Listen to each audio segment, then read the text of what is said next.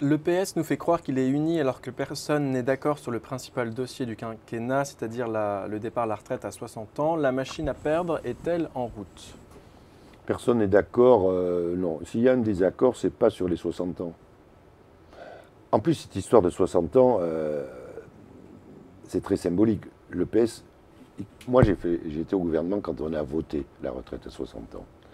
On n'a jamais dit aux gens, vous partez à 60 ans.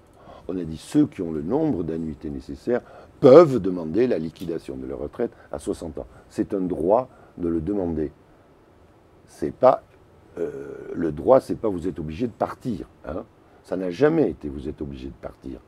Or les gens comprennent que la retraite à 60 ans, c'est-à-dire qu'à 60 ans, quoi qu'il arrive, on vous vire. Non. 60 ans, si vous avez le nombre d'annuités, c'était 40 à l'époque, vous pouviez demander la liquidation. Mais il y avait plein de gens qui avaient commencé plus tard, qui disaient non, je ne la demande pas à 60 ans parce que j'ai besoin de travailler 1 ou 2 ans de plus pour avoir mes 40 annuités. Donc le débat ne porte pas sur les 60 ans, là tout le monde est d'accord pour dire 60 ans, 60 et 65. Le débat éventuellement, s'il y en a un, il porte sur le nombre d'années de cotisation.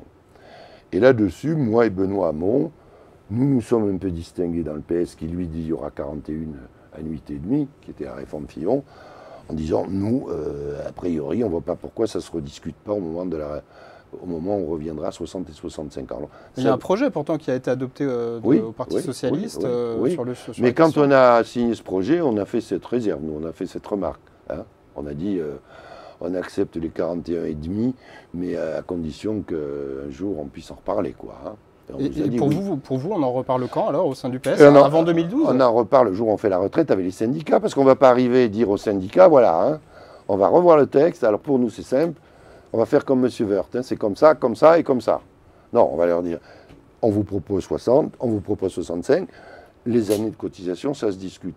Si on trouve d'autres sources de financement, on peut revenir 40. Si on n'en trouve pas, ou si les syndicats ne veulent pas, ben on reste à 41,5, voilà. Mais entre-temps, il y a une présidentielle. Qu'est-ce qui va figurer dans le projet du Parti Socialiste, à votre avis le projet que nous avons aujourd'hui, évidemment.